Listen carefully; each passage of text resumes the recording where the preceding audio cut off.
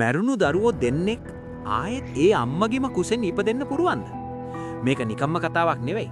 මේක තමයි ලෝකයේ පුනරුත්පත්තිය ගැන තියෙන ප්‍රබලම සාක්ෂිය. ඒ තමයි පොලොක් නියුන් සහෝදරයන්ගේ කතාව. 1957 මැයි 5 වෙනිදා එංගලන්තයේ හෙක්සෑම් නගරයේදී ජොවානා සහ ජැකලින් කියන සහෝදරියෝ දෙන්න කාර් අනතුරකින් මිය යනවා. ඒ තාත්තා දිගටම කිව්වා මැරුණු දරුවෝ ආයෙත් එනවා කියලා. හරියටම අවුරුද්දකට පස්සේ ඒ අම්මට නියුන් දරුවෝ ලැබුණා. හැබැයි පුදුමේ කියන්නේ ඒක නෙවෙයි. අලුතෙන් උපන් ජෙනිෆර්ගේ ඇඟේ මැරුණු ජැකලින්ට තිබුණු තැන්වලම උපන් ලප සහ කැලල් පිහිටලා තිබුණා. හරියටම අර කාර් එක වැදුණු තැන තිබුණු කැලලත් ඒ විදිහටම තිබුණා.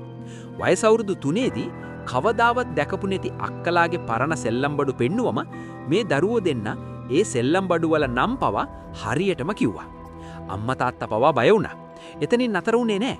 එයාලා කවදාවත් ගිහින් නැති පාසලක් ගැන, සෙල්ලම් කරපු පාක් එකක් ගැන විස්තර කියන්න ගත්තා. හරියට එයාලා කලින් එතන ජීවත් වුණා වගේ. ඊටත් වඩා භයානකම දේ තමයි පාරේ වාහනයක් ස්ටාර්ට් කරන සද්දයක් ඇහුණත් මේ දෙන්නා බය වෙලා කෑ ගැහුවා. අර කාර් එක එනවා. අපිව මරන්න කියලා එයාලා කෑ ගහද්දි දෙමව්පියන්ගේ ඇඟවල් හිරි වැටිලා ගියා. වයස අවුරුදු 5 පහු වෙනකොට ඒ මතකයන් බොඳ වෙලා ගියා. මේක අහම්බයක්ද? නැත්තම් ඇත්තටම එයාලා නැවත ආවද? ඔයා මොකද හිතන්නේ?